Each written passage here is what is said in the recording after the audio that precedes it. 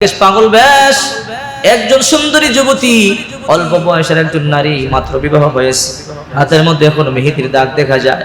আউলা কেশ পাগল বেশ নবীজি সবাইকে বিনা গোসলে দাফন করলো, কিন্তু আমার স্বামীকে আপনি বিনা গোসলে দাফন করবেন না। কে তোমার স্বামী?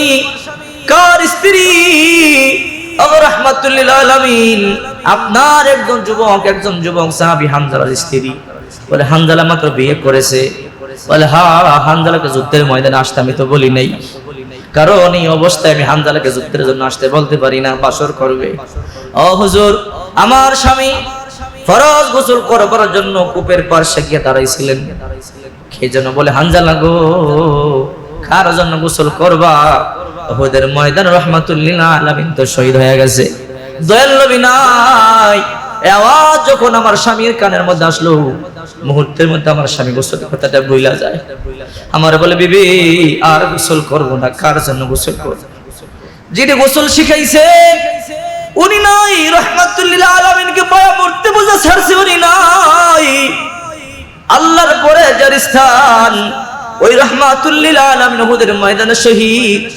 নবীজির পবিত্র রক্তগুলো উহুদের ময়দান স্পর্শ করতেছে, নবীজির রক্ত উহুদের ময়দান স্পর্শ করে। আর এই অবস্থা আমি তোমার সাথে কি করে বাসর করব? আমি কি করে ঘরের মধ্যে বসে থাকবো? না, আমি আর পারবো না। দৌড়ে যুদ্ধের মধ্যে চলে আসছি, আমার স্বামী এসে হাত বরণ করছে।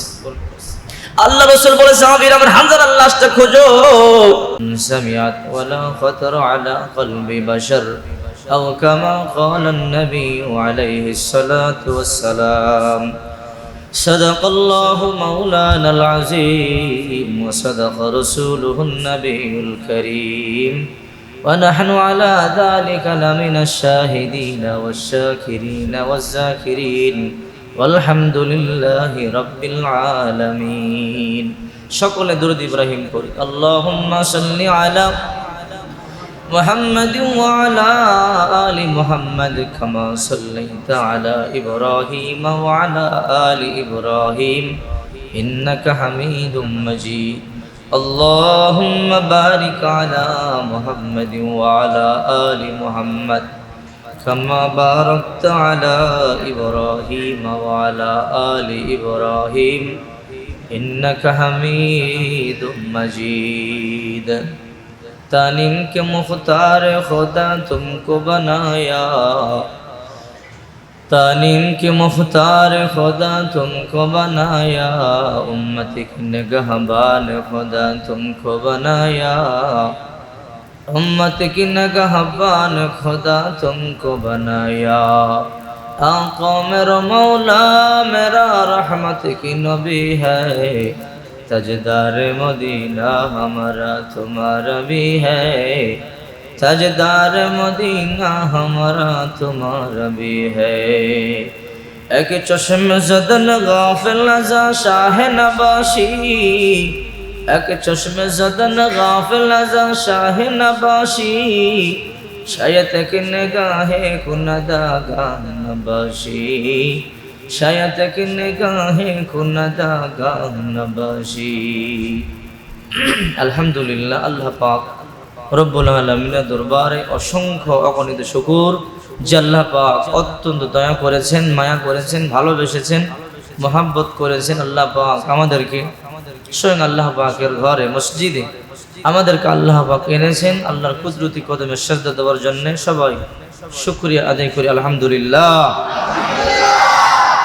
যত বেশি শুকরিয়া আদায় করবেন নিয়ামত বাড়িয়ে দিবে কে? আল্লাহ পাক বলেন তোমরা বেশি বেশি শুকর আদায় করো, আমি তোমাদেরকে জান্নাত দিয়ে দেব। জান্নাতে যাওয়ার ইচ্ছা আছে না নাই? আমাদের আসল বাড়ি কোথায় বলেন তো? জান্নাতে। আমাদের আব্বা আম্মা কোথায় ছিলেন প্রথম? আমাদের আব্বা আর আমাদের মা হাওয়া এবং আদম প্রথমে কোথায় ছিলেন? জান্নাতে ছিলেন। আব্বা আম্মার কারণে আল্লাহ তাআলা দুনিয়াতে পাঠাইছেন, কিন্তু আমাদের মেইন বাড়ি জান্নাতে। আবারও আব্বা আম্মা ঠিকই চলে গেছে জান্নাতে, ওনারা জান্নাত থেকে আসছে আবার জান্নাতে গেছে। এখন আমরা ওনাদের সন্তান, আমরা রয়ে গেছি পৃথিবীতে। এখন আমাদের যাওয়া দরকার আছে না নাই? এখন আমরা কি করলে যেতে পারবো? পিতা মাতা যে কাজ করেছে সেই কাজ যদি করতে পারি জান্নাতে যেতে পারবো। আর যদি পিতা মাতার অবাধ্য সন্তান হয় জান্নাতে যাওয়া যাবে? জোরে বলেন যাবে? সন্তান যখন অবাধ্য হয়ে যায়, সন্তানের কারণে পিতামাতার বদনাম হয়, পিতামাতা বলে এরকম সন্তান দরকার নেই। কথা ঠিক না ভাই? ঠিক। আর আমাদের বাবা আদম মা হাওয়ার সন্তান কি একজন, যে ওরে বাদ দিলে আমার আর সন্তান নাই? আমাদের আব্বা আম্মার কোটি কোটি সন্তান। তো এই জন্য আমাদের যেতে হবে আব্বা আম্মা যে কাজ করেছে সেই কাজ। কথা ঠিক কিনা বলেন? যদি সেই কাজ করতে পারেন, আল্লাহ তাআলা বলেন ইন্নাল্লাযীনা আমানু, নিশ্চয় যারা ঈমান আনছো, ও আমিলুস সলিহাত, আর যদি ভালো কাজগুলো করো, কানাত লাহুম জান্নাতুল ফিরদাউসি নুজুলা, তোমাদেরকে উপঢৌকন হিসাবে, উপহার হিসাবে, তোমাদের প্রাপ্য হিসাবে তোমাদেরকে চিরস্থায়ী জান্নাত দিয়ে দেব। খালিদিনা ফিহা, তথা তোমরা চিরকাল থাকবে, লা ইয়াবগুনা আনহা হিওয়ালা, কোনোদিন স্থান পরিবর্তন করা লাগবে না, কেউ করবে না। মৃত্যু নাই ওইখানে, ঠান্ডা নাই, জ্বর নাই, বার্ধক্য নাই, দুর্বলতা নাই, অসুস্থতা নেই। সুবহানাল্লাহ। প্রত্যেকে সেদিন জান্নাতীরা প্রত্যেকে হবে 33 বছরের যুবক, আর প্রত্যেকে হবে 60 হাত লম্বা। জীবনে কোনোদিন সর্দিও লাগবে না, কাশিও লাগবে না, জিহ্বা দিয়ে স্যাপও আসবে না, মলমূত্র ত্যাগ করবে না, শুধু আনন্দ আর ফুর্তি করবে অনন্ত অসীমকাল, যার কোনো শেষ নাই। সুবহানাল্লাহ বলেন। কি মনে করেছেন? রাসূল বলেন জান্নাতের মধ্যে একটা গাছ হবে, ওই গাছের পাতা থেকে তোমাদের জন্য দামি দামি রেশমের পোশাক অটোমেটিক তৈরি হয়ে আসবে। সুবহানাল্লাহ। ওই গাছের নিচ থেকে স্বর্ণের ঘোড়া দৌড়ে আসবে। স্বর্ণের ঘোড়া, ওরা মলমূত্র ত্যাগ করবে না, বলবে উঠিন, আপনি যেখানে যাবেন ওখানে আপনাকে নিয়ে যাব। এক প্রতিবেশী আরেক প্রতিবেশীর কাছে যাবে, এইরকম এলাকার মতো হবে। এক একজনের বাড়ি হবে, মার্কেট হবে, বাজার হবে, এক একজনের দেখার জন্য, সাক্ষাতের জন্য। ওই ঘোড়ার উপরে, ওই ওটের উপরে, নবীজি ওটের কথাও বলছেন, ওই ওট আর ওই ঘোড়ায় সওয়ার হয়ে তোমরা এক দিকে অন্য দিকে যাবে। সুবহানাল্লাহ বলেন। জান্নাত সাধারণ কথা না। আর ওই গাছের ফল যখন দেওয়া হবে, বলা হবে আমরা তো এই ফল দুনিয়াতে খেয়েছি, এই তো আপেল, এই তো আঙ্গুর, এই তো কমলা। আল্লাহ পাক বলবে দেখতে একই রকম, কোরআনে বলেন দেখতে একই রকম হবে, তার স্বাদ হবে ভিন্ন। কেমন ভিন্ন? তোমরা যে ফল খাও এর মধ্যে এক স্বাদ, আর ওই ফলের মধ্যে যতগুলো কোষ বা কোয়া হবে, এক একটা কোয়ার মধ্যে 70 রকমের স্বাদ অনুভব করবে। সুবহানাল্লাহ। এই হলো জান্নাত। আল্লাহ পাক বলেন এই জান্নাত তোমাদেরকে দিয়ে দেব যদি তোমরা আমার পথে চলো, আমার মধ্যে চলো, আর আমার নবীজির সুন্নাহ মোতাবেক যদি জীবন তোমরা পরিচালনা করো। সুবহানাল্লাহ বলেন। আল্লাহর পথে দৌড়ানো দরকার আছে না নাই? আল্লাহর পথে বের হওয়া দরকার আছে না নাই? আল্লাহর গোলামি করা দরকার আছে না নাই? আল্লাহ পাক বলেন ইয়া আইয়ুহাল্লাযীনা আমানু মা লাকুম, হে ঈমানদাররা তোমাদের কি হলো, ইযা কিলা লাকুম ইনফিরু ফি সাবিলিল্লাহ, যখন তোমাদেরকে আল্লাহর রাস্তায় বের হতে বলা হয়, ইত্তাকালতুম ইলাল আরদ, তোমরা মাটিকে কেন কামড়িয়ে ধরো, মাটিকে জাবরিয়ে ধরো। আর দিতুম বিল হায়াতিদ দুনিয়া মিনাল আখিরা, তোমরা কি আখিরাতের তুলনায় দুনিয়াকে প্রাধান্য বেশি দিয়ে দিলে? অর্থাৎ জান্নাতের তুলনায় কি দুনিয়াকে প্রাধান্য বেশি দিয়ে দিলে? আরে শোনো, জান্নাতের একটা ইটের এতটুকু মূল্য এই দুনিয়া কয়েক কোটি গুণ বিক্রি করলে হবে না। সুবহান। ফামা মাতাউল হায়াতিদ দুনিয়া ফিল আখিরাত ইল্লা কলিল, আখিরাতের তুলনায় এই দুনিয়ার সাজ সজ্জা, আনন্দ, আরাম, আয়েশ, এই দুনিয়ার আলোকসজ্জা সব অতি কলিল, মানে অতি নগণ্য। শোনো, ইল্লা তানফিরু, যদি বের না হও, অর্থাৎ আমার গোলামি না করো, আমার ইবাদত না করো, আমার হুকুম পালন করবার চেষ্টা না করো, আমার হুকুমত এই পৃথিবীতে এই জমিনে প্রতিষ্ঠিত করার চেষ্টা না করো, ইল্লা তানফিরু ইউআযিবুকুম আযাবান আলিমা, এমন শাস্তি তোমাদেরকে দিব, এমন শাস্তি, কঠিন শাস্তি তোমাদেরকে দিব। ইউআযিবুকুম আযাবান আলিমা ওয়া ইয়াস্তাবদিল কওমান গায়রাকুম, অন্য জাতিকে তোমাদের উপরে চাপিয়ে দিব, তারা তোমাদেরকে মারবে, কাটবে, তাদের পৃষ্ঠে ফেলে তোমাদেরকে পদদলিত করবে। আজকে আমরা আল্লাহর দিন ছেড়ে দেওয়ার কারণে বেয়াদবি হচ্ছে, ঠিক কিনা বলেন? ওয়াস্তাবদিল কওমান গায়রাকুম লা তাদুররু শাইআ, তোমরা কেউ কোনো কিছু আমার করতে পারবে না। আল্লাহ যদি আমাদেরকে বেয়াদবি করেন, আমরা কেউ কোনো কিছু করতে পারবো? আমরা কেন আল্লাহর রাস্তায় বের হই না? আল্লাহর রাস্তায় বের হওয়া দরকার আছে না নাই? আল্লাহর রাস্তায় বের হলে যারা জান্নাতে যাবে, এদের মনের সব আশাগুলো আল্লাহ পূর্ণ করে দিবে। কথায় কথায় মনে পড়ে গেছে, এক ব্যক্তি জান্নাতে গেছে, সে আল্লাহর রাস্তায় একটা দৌড় দিয়েছিল। সুবহানাল্লাহ বলেন। আল্লাহর রাস্তায় দৌড় দিয়েছিল। আমি আয়াত পড়ছি কাহাফের শেষ, এখন যে ঘটনা বলতেছি চমৎকার, সূরা ইয়াসিনে মনে পড়ে গেছে, বলবো তো? শুনবেন? আচ্ছা তাহলে শুনেন। এক ব্যক্তি, আলোচ্য বিষয় ছিল কাহাফের শেষ থেকে, কিন্তু এটা যেহেতু কথায় কথায় চলে আসছে, আমি শোনাইয়া দিই। এক ব্যক্তি আল্লাহর রাস্তা দৌড় দিয়েছিল, দৌড় দেওয়াটা আল্লাহ পছন্দ করছে, আল্লাহ রাস্তা শহীদ হয়েছে, ওরা আল্লাহ জান্নাত দিয়ে দিছে। তো জান্নাতে গিয়া আল্লাহরে বলে, আল্লাহ আমি যে জান্নাতে আইছি, আমি যে জান্নাতে কি পাইছি, কি নিয়ামত পাইছি, এটা যদি আমার স্বজাতির পৃথিবীতে জানাই দিতে পারতাম তাহলে আমার জন্য ভালো হইতো। আল্লাহ বলে, তোর মনের আশা সব পূর্ণ করবো। জান্নাত তো এমন জায়গা যা কোনো আশা অপূর্ণ রাখা হবে। তো ওখান থেকে একটু আলোচনা করি। কোরআন শরীফ থেকে সূরা ইয়াসিনের মধ্যেই আছে যে কথাটা বলতেছিলাম, যে ওই ব্যক্তি আল্লাহ রাস্তায় বের হওয়াতে আল্লাহ তাআলা তার কত পছন্দ করছে। সুবহানাল্লাহ বলেন। বর্তমানে তুরস্কের একটা জায়গা আছে, সমুদ্র তীরবর্তী এলাকা। আগের নাম ছিল এন্তাকিয়া। আগের নাম ছিল কি? এন্তাকিয়া। বর্তমান নাম হলো হাতাই। এই হাতাই শহরে আল্লাহ পাক তৎকালীন জমানায় 3 জন রসুল প্রেরণ করেছিলেন। ওরা মূর্তি পূজা করত, মুশরিক ছিল, দেবদেবীর পূজা করত, আল্লাহকে বাদ দিয়া তারা দেবদেবীর গোলামি করত। আল্লাহ সহ্য করতে পারেন না, এই জন্য আল্লাহ পাক ওখানে 3 জন রসুল প্রেরণ করেছেন, যাও এদেরকে দাওয়াত দাও। ওই 3 জন রসুল যে প্রেরণ করেছিলেন, ওই রসুলগুলোকে এদেরকে দাওয়াত দিলেন। এটা লম্বা একটা ঘটনা। এই ঘটনাটা আল্লাহ পাক সূরা ইয়াসিনে তুলে ধরেছেন। সুবহানাল্লাহ বলেন। আল্লাহ পাক বলেন, وَاضْرِبْ لَهُمْ مَثَلًا أَصْحَابَ الْقَرْيَةِ إِذْ جَاءَهَا الْمُرْسَلُونَ। আপনি আপনার এই পৃথিবীবাসীকে সেই জনপদের অধিবাসীদের দৃষ্টান্ত বর্ণনা করুন এই পৃথিবীবাসীর সামনে। সুবহানাল্লাহ বলেন। যে লোকটা বলেছিল, আল্লাহ আমার মনের কথা যদি আমার স্বগোত্রীয় লোকদেরকে জানাইতে পারতাম, ওই লোকটার নাম ছিল হাবিবে নাজ্জার। নাম ছিল কি? হাবিবে নাজ্জার। তো হাবিবে নাজ্জারের কথাই আল্লাহ পাক তুলে ধরেছেন। আমাদের নবীজিকে বলতেছেন, নবীজি হাবিবে নাজ্জারের কথাটা আমি এতই পছন্দ করেছি, তার দৌড় আমি এতই পছন্দ করেছি, সে মনে মনে শুধু কল্পনা করেছে, আমি যে জান্নাতে আইয়া এত নিয়ামত পাইলাম, আমার কথা যদি পুরা পৃথিবীর মানুষ জানতে পারতো, তো এই জন্য তার কথাটা আমি আসমানি কিতাবের মাধ্যমে, কোরআনের মাধ্যমে আয়াত বানায়া কিয়ামত পর্যন্ত গোটা পৃথিবীর মানুষকে জানাইয়া দিলাম। সুবহানাল্লাহ বলেন। তো এই কথাটা আপনি আপনার পৃথিবীবাসীকে একটু বলে দেন। অদরিব লাহুম মাসালান আসহাবাল ক্বরিয়া ইয জাআহাল মুরসালুন। সেই জনপদের অধিবাসীদের কথা, এদের দৃষ্টান্তের কথা আপনি বর্ণনা করুন, যাদের কাছে রাসূলগণ আগমন করেছিল। ইয আরসালনা ইলাইহিম ইতনাইনি, যখন আমি তাদের নিকট 2 জন রাসূল প্রেরণ করলাম। প্রথম কয়জন? 2 জন। ফাকাযাবুহুমা, সেই অধিবাসীরা এদেরকে মিথ্যা প্রতিপন্ন করলো, মিথ্যা বলল। এরপরে ফাআযাজনা বিসালিসিন, আমি 3য় জনের মাধ্যমে তাদেরকে শক্তিশালী করলাম। ফাকালু ইন্না ইলাইকুম মুরসালুন, নবীরা বলল আমরা তোমাদের নিকট প্রেরিত হয়েছি, আমাদেরকে পাঠানো হয়েছে। সুবহানাল্লাহ বলেন। 3 জন নবী, প্রথম 2 জন, এরপর আরেকজন, 3 জন নবীকে আল্লাহ পাক পাঠালেন। আগের এন্তাকিয়া, বর্তমানে হাতাই। সেটা হলো তুরস্কের তীরবর্তী একটা সীমান্ত এলাকা, সিরিয়ার পাশাপাশি, সিরিয়া গেসা। ওই এলাকার মানুষগুলো মূর্তি পূজা করতো, দেবদেবীর পূজা করতো। 3 জন রাসূল যখন ওই এলাকার মধ্যে দাওয়াত নিয়ে ঢুকলেন, যখনই ঢুকবেন সর্বপ্রথম একজন মানুষের সাথে সাক্ষাৎ হয়ে গেল। ওই মানুষটার নাম হলো হাবিবে নাজ্জার। সুবহানাল্লাহ বলেন। লোকটার মাথা থেকে পা পর্যন্ত কুষ্ঠ রোগে আবৃত ছিল।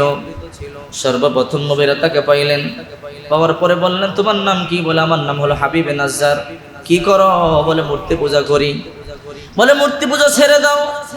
বলে, কেন? বলে, এক আল্লাহর গোলামি করো। মূর্তি কোনো কিছু করতে পারে না, মূর্তি সুখও দিতে পারে না, দুঃখও দিতে পারে না, কোনো কিছুর কল্যাণও করতে পারে না, অকল্যাণও করতে পারে না। হাবিবে নাজ্জার বলতেছি, তোমাদের খোদা কি পারে? বলে, আমাদের আল্লাহ সব পারে। যদি সব পারে তাহলে দেখাও। বলে, কি দেখতে চাও? 70 বছর ধরে মূর্তির পূজা করি, কিন্তু মূর্তি আমাদেরকে কোনো কিছু দিতে পারতেছে না, দেখতেছি। যদি দিতেই পারতো তাহলে 70 বছর ধরে কুষ্ঠ রোগে আমি কষ্ট করতেছি। আমার কুষ্ঠ রোগটা আমাদের খোদাই ভালো করতে পারে না, মূর্তি ভালো করতে পারে না। যদি তোমাদের আল্লাহ আমার কুষ্ঠ রোগটা ভালো করে দেয়, তাহলে কথা দিলাম মুহূর্তের মধ্যে আমি ঈমান আনবো। সুবহানাল্লাহ বলে।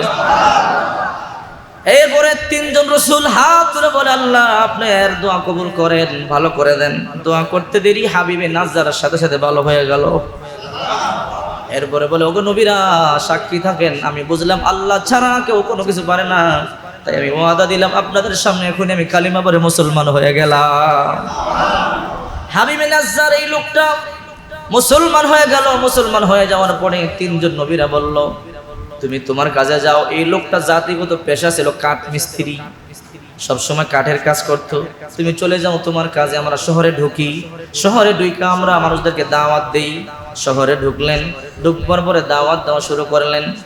হে দেব দেবীর পূজা যারা করো ছেড়ে দাও, এক আল্লাহর গোলামি করো, আল্লাহর জমিন আল্লাহর কুদরতি কদমে সেজদা দাও। যেই মূর্তির পূজা তোমরা করো, এই মূর্তি না কোনো কিছু করতে পারে, না কোনো কল্যাণ করতে পারে, না কোনো অকল্যাণ করতে পারে, কোনো কিছু পারে না। সুতরাং মূর্তির পূজা ছেড়ে একমাত্র আল্লাহর গোলামি করো। এই কথাগুলো বলতেছিলেন। আর ওই এলাকার লোকগুলো বলতেছে, তোমরা কারা? বলে, আমরা আল্লাহর পক্ষ থেকে প্রেরিত রাসূল। সুবহানাল্লাহ বলেন। আল্লাহ পাক বললেন, ইযা আরসালনা ইলাইহিম ইসনাইনি ফাকাযযাবুহুমা ফাআযাযনা বিসালিসিন ফাকালু ইন্না ইলাইকুম মুরসালুন। আমি যখন তিনজনকে পাঠাইলাম, এই তিনজন পরিচয় দিল, ইন্না ইলাইকুম মুরসালুন, আমরা তোমাদের নিকট প্রেরিত রাসূল। তখন তারা বলতেছে, ক্বালু মা আনতুম ইল্লা বাশারুম মিথলুনা, তোমরা তো আমাদের মতোই মানুষ, তোমরা কোনোদিন নবী হতে পারো না, তোমরা রাসূল হতে পারো না। ওমা আনজালার রহমানু মিন শাই, রহমান অর্থাৎ আল্লাহ কোনো কিছু নাজিল করেন নাই। ইন আনতুম ইল্লা তাকযিবুন, তোমরা মিথ্যা বলছো। ওই এলাকার লোকেরা বলতেছে, তোমরা তো আমাদের মতোই মানুষ, তোমরা কি করে নবী হও? যদি আল্লাহ আমাদের কাছে পাঠাইতেন তাহলে আসমান থেকে ফেরেশতাই তো পাঠাইতে পারতেন। তোমরা আমাদের মতো মানুষ, সুতরাং তোমরা মিথ্যা বলছো, আল্লাহ কোনো কিছু নাজিল করেন নাই। এই কথাটা শুধু ওই নবীদেরকে বলেন না, এই কথাটা কাফেরের আমাদের নবীদেরকেও বলছে, ঠিক কিনা বলেন? দুনিয়ার যত নবী এই পৃথিবীতে আইসা সর্বপ্রথম দাওয়াত দিয়েছে, প্রত্যেকটা জাতি নবীদেরকে প্রথম বলেছে, তোমরা তো আমাদের মতোই মানুষ। কথা ঠিক কিনা বলেন? কিন্তু নবীরা তো আমাদের মতো সাধারণ মানুষ নয়, ঠিক কিনা বলেন? আমাদের নবী কি আমাদের মতো সাধারণ মানুষ নাকি? আরে যেই নবীর প্রস্রাব পবিত্র, শুধু পবিত্র না, যেই নবীর প্রস্রাব পান করলে জাহান্নাম হারাম হয়ে যায়, ওই নবী আবার আমাদের মতো সাধারণ মানুষ হয় কোত্থেকে? নবীজি টয়লেট করবার জন্য জমিন দোয়া করতো, আল্লাহ নবীজি যেন আমার উপরে টয়লেট করে।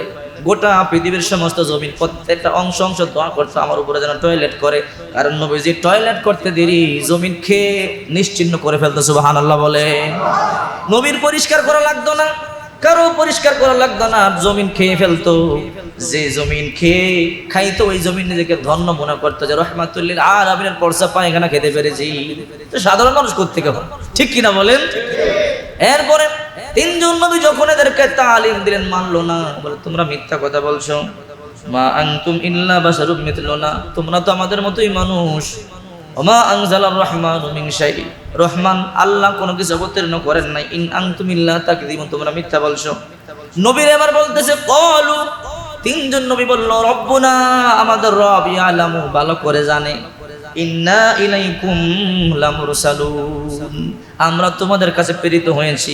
তোমরা মানো আর না মানো, কিন্তু আমাদের রব আল্লাহ কিন্তু জানেন যে আমরা কিন্তু প্রেরিত হয়েছি। ওমা আলাইনা ইল্লাল বালাগুল মুবিন, আমাদের কাজ হলো সত্য কিতাব, সত্য ধর্ম স্পষ্টভাবে তোমাদের কাছে তুলে ধরা। তোমাদের কাছে স্পষ্টভাবে এই কোরআন অর্থাৎ ওই ধর্মীয় কিতাব, এখন তো কোরআন, ওই সময় যে ধর্মীয় গ্রন্থ ছিল, এই ধর্মীয় গ্রন্থ তোমাদের সামনে স্পষ্টভাবে ফুটিয়ে তুলে ধরা আমাদের দায়িত্ব।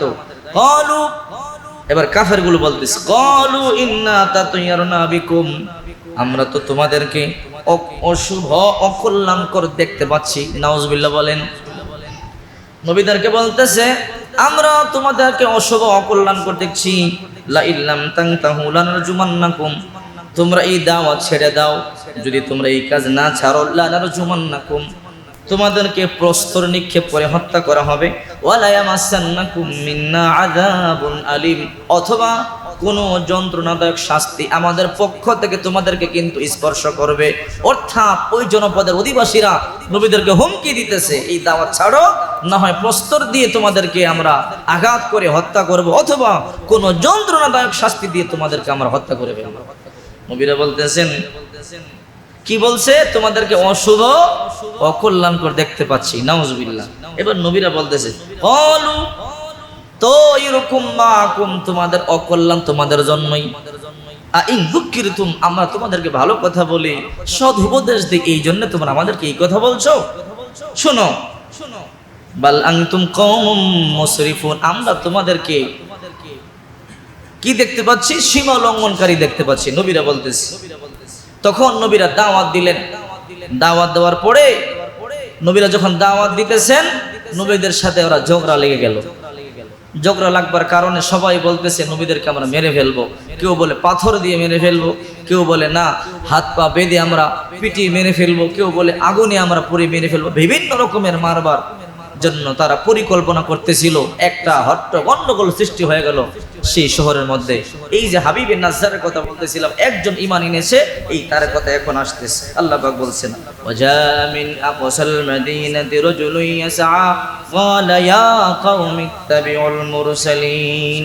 ওয়াজা মিন আকসাল মাদিনাতি রাজুলুন ইয়াসআ, শহরের এক প্রান্ত থেকে প্রান্ত ভাগ থেকে একজন মানুষ দৌড়ে আসলো, এসে বলে ক্বালা ইয়া কওম, হে আমার স্বজাতিরা, ইত্তাবিউল মুরসালিন, তোমরা এই নবীদের অনুসরণ করো। ওই হাবিব নাজ্জার শুনছে আর নবীদেরকে তো মেরে ফেলবার জন্য চক্রান্ত করতেছে, সে দৌড়ে কাজ ছেড়ে গেছে ওই শহরে। হে আমার স্বজাতিরা, তোমরা সাবধান, নবীদেরকে মেরো না, হত্যা করো না, এরা সত্য রাসূল, আমি ঈমান গ্রহণ করেছি, তোমরাও ঈমান গ্রহণ করে নাও।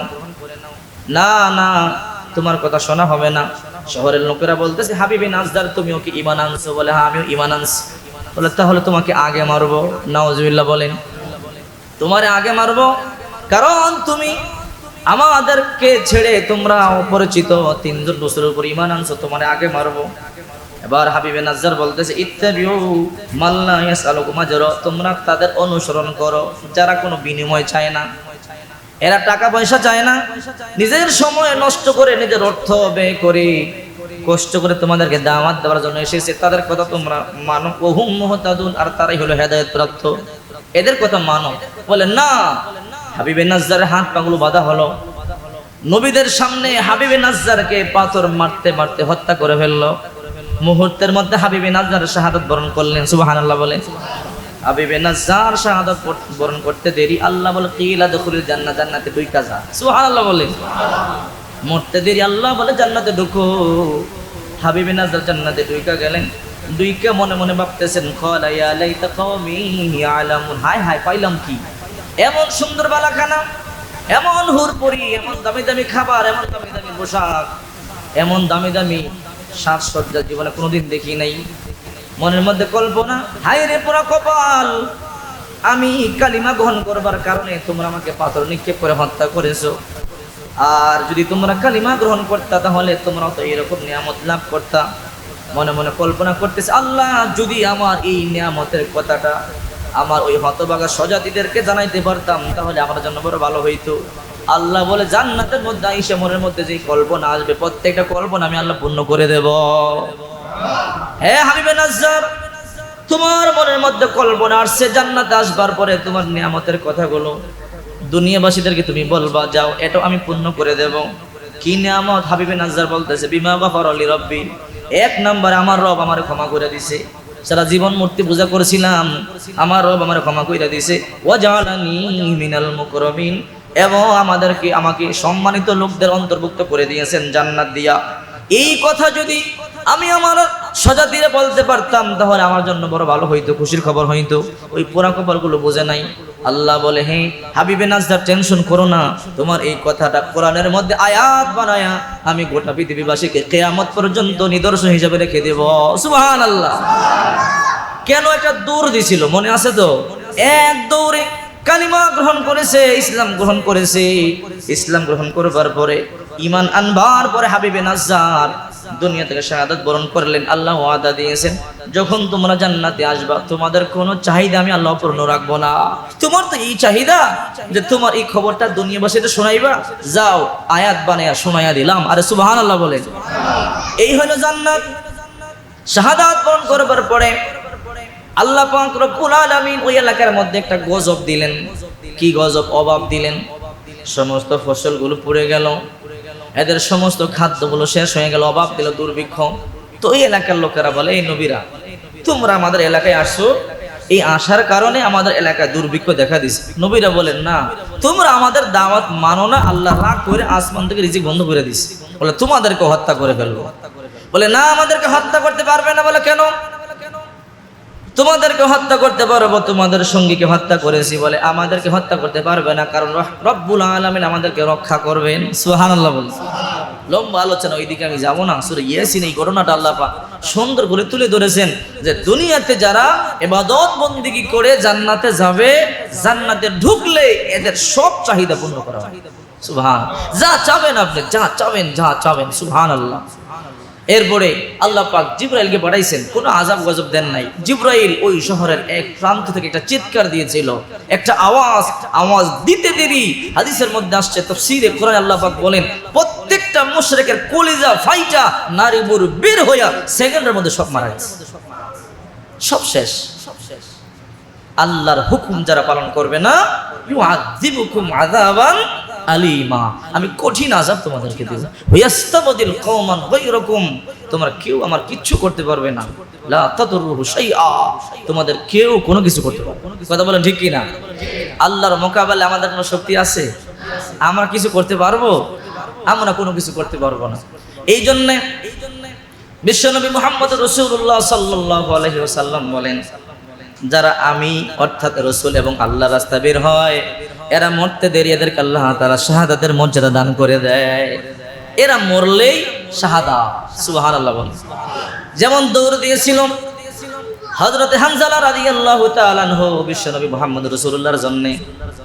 হানজালা নিজে স্ত্রীর সাথে থাকার পরে গোসল করবার জন্য কূপের পাশে গেলেন। নতুন বিয়ে করেছে মাত্র, একদম নতুন। বিবির সাথে থাকার পরে গোসল করবার জন্য কূপের পাশে গেলেন। কে যেন বলেছে, হানজালা গো, তুমি গোসলের মধ্যে মজে আছো, বিবি নিয়ে ফুর্তি করো। আর রাহমাতুল লিল আলামিন উহুদের ময়দানে শহীদ হয়ে গেছে। এই হানজালা একটা দৌড় দিয়েছিল। আল্লাহর রাস্তায় দৌড় দিলে আল্লাহ কতটা পছন্দ করে দেখেন। এই কথা যখন কানের মধ্যে আসে, সাথে সাথে গোসলের কথা বেমালুম ভুলে যায়। বলে, বিবি গোসল আর করবো না। বলে কেন? আপনি তো পবিত্র। বলে কার জন্য করবো? উহুদের ময়দানে বিশ্বনবী তো শহীদ হয়ে গেছে, আর গোসল করবো না। নাও লুঙ্গিটা নাও, আমার তরবারিটা দাও। বলে স্বামী, আমার গোসল করতে আর কতক্ষণ লাগে? একটু গোসল করে যান। বলে যেই নবী গোসল শিখাইছি ওই নবী দুনিয়াতে চলে গেলে কার জন্য গোসল করব? এক দৌড় দিছে।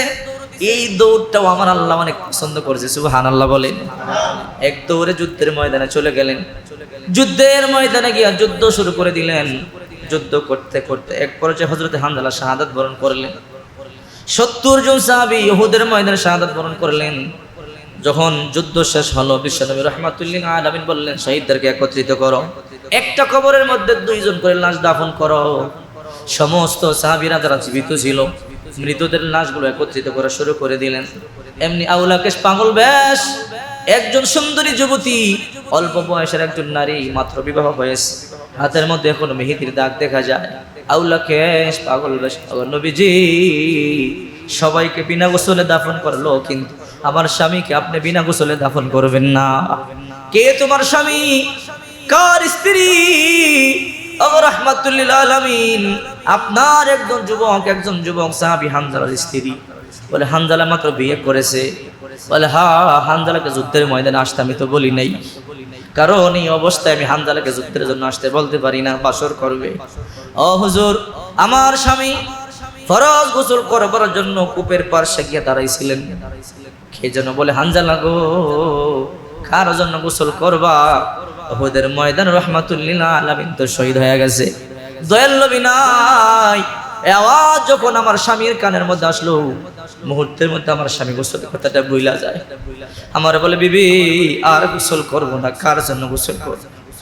যিনি গোসল শিখাইছে উনি নাই। রাহমাতুল লিল আলামিনকে পায়া মরতে বোঝা ছাড়ছে উনি নাই।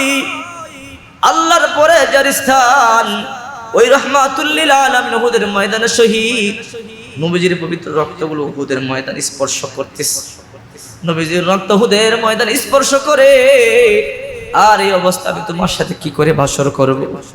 আমি কি করে ঘরের মধ্যে বসে থাকবো? না, আমি আর পারবো না। দৌড়ে যুদ্ধের মধ্যে চলে আসছি, আমার স্বামী শাহাদাত বরণ করছে। আল্লাহ রাসূল বলে, সাহাবীরা আমার হানজালার লাশটা খোঁজো। নিয়ম হলো যারা শাহাদাত বরণ করে বিনা গোসলে দাফন দেওয়া হয়। সাহাবীরা একদিন বলল, নবীজি শহীদদেরকে বিনা গোসলে কেন দাফন দেওয়া হয়? বলে, শহীদদেরকে রক্ত মাখা অবস্থায় এই জন্য দাফন করা হয়, কিয়ামতের ময়দানে রক্ত মাখা অবস্থায় আল্লাহর দরবারে দাঁড়ায়া যাবে। আল্লাহ, আপনার দিনের জন্য দেহের শহীদ হয়েছি, ক্ষত বিক্ষত হয়ে গেছে আমাদের দেহটা, এই জন্য শহীদদেরকে বিনা গোসলে দাফন দেওয়ার নিয়ম। আগো সাহাবীরা, আমার হানজালার শুধু একমাত্র গোসল দাও, আর কারো গোসল দিও না। হানজালার লাশটা তালাশ করো। সাহাবায়ে কেরাম হানজালার লাশ তালাশ করতেছে, একদিকে নাক একদিকে মাথা, চিনতে বড় কষ্ট হয়। আল্লাহ বলো, নবীজি, ওগো জিবরাইল, আমার নবীরে গিয়া বলো আমার হানজালাকে দুনিয়ার কোনো পানি দিয়ে আমি গোসল দিব না, কিছুক্ষণ পূর্বে আমি হানজালাকে আসমানের মধ্যে হাউজে কাউসারের পানি দিয়ে তো গোসল দিয়ে ফেলেছি। সুবহানাল্লাহ। নবীজি বলে, সাহাবীরা থামো, কেন? হানজালার লাশ পাইছি, গোসল দিব। বলে, না না, হানজালার লাশটা গোসল দেওয়া হয়ে গেছে। হযরত আলী বলে, আমি পরীক্ষা করার জন্য হানজালার চেহারার সামনে গেল, দেখি হানজালার দাড়িগুলো ভিজে ভিজে, যেমন মাত্র গোসল করা শেষ হইলে গোসলখানা থেকে বের হলে যেমন ভিজা, তার চুলগুলো দাড়িগুলো বেয়ে দেহ বেয়ে পানিগুলো জমিন স্পর্শ করতেছে। ইন্নাল্লাযীনা ক্বালু রাব্বুনাল্লাহ, যারা বলে আল্লাহ আমাদের রব, আর কেউ না, আল্লাহর গোলামি করে, সুম্মাস্তাকামু, এর উপর ইস্তেকামত থাকে, আমরা মরবো, আমাদেরকে কাটবা, পড়বা আগুনে। ফেরেশতারা আসে, আল্লাহ তাখাফু ওয়ালা তাহজানু, কানের গোড়ার মধ্যে এসে বলে, টেনশন করো না, চিন্তা করো না, তোমাদের কোনো ভয় নাই। ওয়াবশিরু বিল জান্নাহ, জান্নাতের সুসংবাদ গ্রহণ করো। বিল জান্নাতিল্লাতী কুনতুম তুআদুন, যেই জান্নাতের ওয়াদা আল্লাহ দিয়েছে, মরতে দেরি, জান্নাতে ঢুকতে দেরি নাই। সুবহানাল্লাহ। লাহুমুল বুশরা ফিল হায়াতিদ দুনিয়া ওয়া ফিল আখিরাতি লা তাবদীলা লিকালিমাতিল্লাহ। এই মানুষগুলো যখন মৃত্যু হয়, মৃত্যুর সময়ে জান্নাতের নূরের বিছানা দেখতে দেখতে মারা যায়। সুবহানাল্লাহ বলে, জান্নাতের নূরের বিছানাগুলো দেখতে দেখতে মারা যায়। আমার সূরা আহজাবের 20 নম্বর পারা, 21 নম্বর পারা, 20 নম্বর পৃষ্ঠা, প্রথম নম্বর লাইনে 23 নম্বর আয়াত আল্লাহ তাআলা বলেন, মিনাল মুমিনিনা রিজালুন সাদাকু মা আহাদুল্লাহ আলাইহি ফামিনহুম মান কাদা নাহবাহু ওয়া মিনহুম মান ইয়ানতাজির ওয়া মা বাদদালু তাবদীলা। দুনিয়াতে এমন কিছু মুমিন আছে যাদেরকে মারো, কাটো, পড়ো, জ্বালাও, ফাঁসিতে দাও, এরপর আল্লাহর দিন থেকে চুল পরিমাণ নড়ে দাঁড়ায় না। ঠিক কিনা বলেন? ওই যে হযরত খুবাইবকে দেখেন কি বলেছে, মক্কার প্রান্তে বর্তমানে যে আয়েশা মসজিদ, এই ময়দানটার মধ্যে হযরত খুবাইবকে শুলে চড়ানো হলো, হাত পাগুলো বাঁধা হলো, হাত পাগুলো বাইদা শত শত তীরন্দাজগুলো নিচে দিয়ে ঘুরতেছে। নেতা হুকুম দিবে, হুকুম দিতে দেরি সবাই তীরগুলো মেরে তারে জাজরা করে দিবে। লটকানো হয়েছে পিলারের মধ্যে, বিশাল বড় পিলার উপরে। খুবাইবকে তার আত্মীয়রা বলতেছে, খুবাইব তোমার জন্য বড় মায়া হয়, তোমাকে এই অবস্থায় মারবো, তোমার জন্য বড় মায়া হয়। বলে, তুমি একটা কথা যদি বলো তাহলে তোমাকে আমরা মুক্ত করে দেব, না হলে তোমাকে আমরা এই মুহূর্তের মধ্যে তোমাকে তীর মারতে মারতে তোমাকে আমরা হত্যা করে ফেলবো। চিন্তা করেন, শত শত কাফের চতুর্দিক দিয়ে তীর নিয়ে দাঁড়িয়ে আছে, মাত্র হুকুম দিবে, ধ্বংস করে দিবে। এই অবস্থায় বলতেছে, একটা কথা বললে তোমারে মুক্ত করে দেব। আমি হলে বলতাম, ঠিক আছে মুক্তি দেন, একটা কথা বলবো। কথা বলেন ঠিক কিনা? এই কথাই তো বলতাম। আমাদের যে ইমান লড়র বড়র ইমান, বলতাম হ্যাঁ ঠিক আছে, পরে না হয় তওবা করে নেব। বলেন কি বলতে চান? মক্কার কাফেরগুলো বলতেছে, খুবাইব তুমি শুধু বলবা মুহাম্মদ আমাদের নবী না, অর্থাৎ মুহাম্মদ তোমাদের নবী না, এই কথাটা শুধু বলো। মুহাম্মদ আল্লাহর প্রেরিত নবী না, শুধু এই কথা বললে আমরা লাত মানত উজ্জা হবল দেবতার কসম করে বলতেছি মুহূর্তের মধ্যে নামাইয়া দেব। তবে মক্কার কাফেরদের কথা কিন্তু এক ছিল, কাফেররা যা বলতো করতো। যদি বলতো হ্যাঁ আমরা তোমাকে মুক্তি দিব, দিয়া দিত। এ খুবাইব এই মৃত্যুর মুহূর্তে শুধু বলো মুহাম্মদ তোমাদের নবী না, মুহাম্মদ প্রেরিত রাসূল না, মুহাম্মদ মিথ্যাবাদী। এই কথাটা বললে তোমাকে আমরা মুক্তি দিয়ে দেব। আর নয়তো বলো তোমার এই জায়গার মধ্যে তোমারে মুক্তি দিয়ে মুহাম্মদকে লটকানো হয়, রাজি কিনা বলো? যদি এতটুকুন সাক্ষী দাও তাহলে তোমার আমরা মুক্তি দিয়ে দেব। অথচ নিচে খুবাইবের ভাই আছে, চাচা আছে, জেঠারা আছে, আত্মীয়রা বলতেছে। খুবাইব লটকানো অবস্থায় যুবক মানুষ একটা কথা বলছে, আল্লাহর কসম করে বলি, আল্লাহ যদি আমাকে একবার নয় এইরকম 1000 বার শহীদ দেয় আমি রাজি, কিন্তু আমার প্রাণের বিনিময়ে আমার জায়গা নবীর লটকাবা দূরের কথা, আমার কারণে নবীজির পায়ের মধ্যে, নবীজির দেহের মধ্যে একটু কাটার আঘাত লাগবে, আমি খুবাইব সহ্য করতে পারবো না। আল্লাহু আকবার বলে চিন্তা করছেন? মক্কার সামনে লটকায়া বলতেছে, খালি বলো তোমার জায়গা মুহাম্মদরে দিতে রাজি আছো কিনা?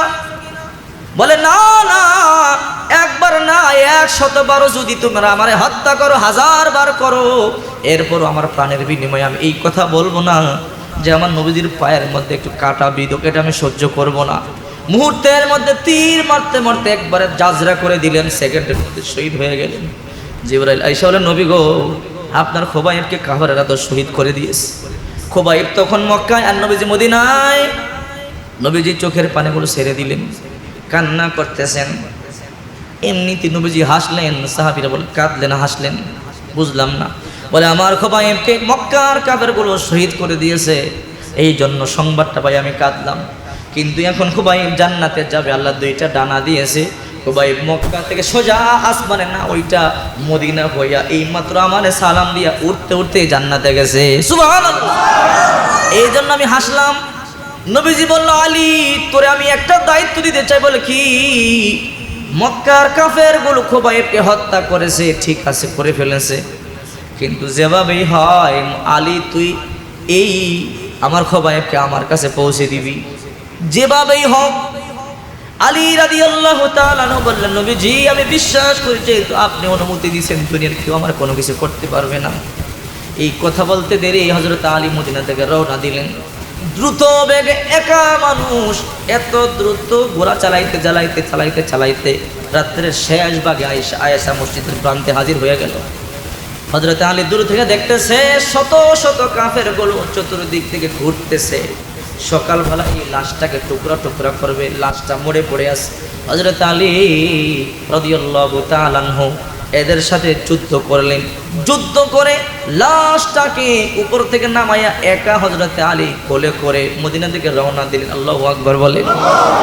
মক্কার কাফেরগুলো জানছে আলী নিয়ে যাইতেছে, দূর আলী তো চলছে মদিনার দিকে। এই দিকে হাজার হাজার কাফেরগুলো আবার বলতেছে, তাড়াতাড়ি তোমরা প্রস্তুতি গ্রহণ করো, ওরা পারে নাই আলীর সাথে, তোমরা গিয়ে আলীরে ধরো, এই লাশ যেন মদিনায় নিতে না পারে, এই লাশ আমরা টুকরা টুকরা করব। এই খুবাইবের মাথার খুলি দিয়ে একজন বলছে আমি শরাব পান করব, কারণ এই খুবাইব যুদ্ধের ময়দানে আমার ভাই আমার বাবাকে হত্যা করেছে। হে আলী চিন্তা করতেছে তাড়াতাড়ি এই লাশটা নবীজির কাছে নিয়ে যাব। আর এই দিক দিয়ে কাফেররা আলীকে ধরবার জন্য প্রস্তুত। মক্কা মদিনার মধ্যখানে যখন হযরত আলী রাদিয়াল্লাহু তাআলা খুবাইবকে নিয়ে গেলেন, দেখে কাফেরগুলো চলে আসছে কাছাকাছি। যেহেতু আলীর এক হাতে ঘোড়া চালাইতে হয়, আবার বুকের মধ্যে লাশ, ঘোড়া দ্রুত চালাইতে পারতেছে না, কাফেরগুলো কাছাকাছি চলে আসছে। আলী বলো, ওগো নবীজি, একটা ডাক দিয়েছে। ওই জায়গা থেকে বুখারী শরীফের হাদিস বলতেছে, ওগো নবীজি আমি মনে হয় লাশটা আপনার কাছে নিয়ে আসতে পারবো না। মক্কার কাফেরগুলো চলে আসছে। নবীজি আওয়াজটা শুনতে পায়া মদিনা থেকে বলে, আল্লাহ আমার এই খুবাইবের লাশ যেন স্পর্শ করতে না পারে। আরে আলী মদিনা থেকে ডাক দিছে, নবীজি আলী লাশটা জমিনে ছেড়ে দে, লাশটা জমিনে ছাইরা দে, জমিন তারে খেয়ে ফেলবে, জমিন তারে হেফাজত করবে। কাফেরেরা দেখতেছে আলীর বুকে লাশ। হযরত আলী নবীজি মদিনা থেকে আলীরে বলছে আলী, আর আলীও এখান থেকে নবীরে বলছে। আলী বলে লাশটা ছাড়তে দেরি, জমিন ফাঁক হয়ে খুবাইবের লাশটা জমিন খেয়ে ফেলছে। সুবহানাল্লাহ। এই হলো রাহমাতুল্লিল আলামিন, এই হলো বিশ্বনবী রাহমাতুল্লিল আলামিন। নবীকে যারা ভালোবাসে, এরা জীবন দিয়ে ভালোবাসে, ঠিক কিনা বলেন? এগুলো শুনলে ঘন্টার ঘন্টা লাগবে। বুঝাতে চাই ঈমান শক্ত করেন, তওবা করেন। যদি বেঈমান হালাতে মৃত্যু হয়ে যায় তাহলে কিন্তু উপায় নাই। আরে লক্ষ্য করেন, এই যে খাট সামনে পড়ে আছে, এই খাটে আপনার বাবারে কাঁধে করে নিছেন, শুধু আপনার বাবা যায় নাই, আপনার বড় ভাই গেছে, আপনার মা গেছে, আপনি কয়দিন পরে যাবেন? কথা বলেন, ঠিক কিনা বলেন? এই খাটে করে আমাকেও যাওয়া লাগবে, অথচ এই খাট ঠিকই থাকবে। এরপরও মৃত্যুর ভয় আমাদের অন্তরে আসে না।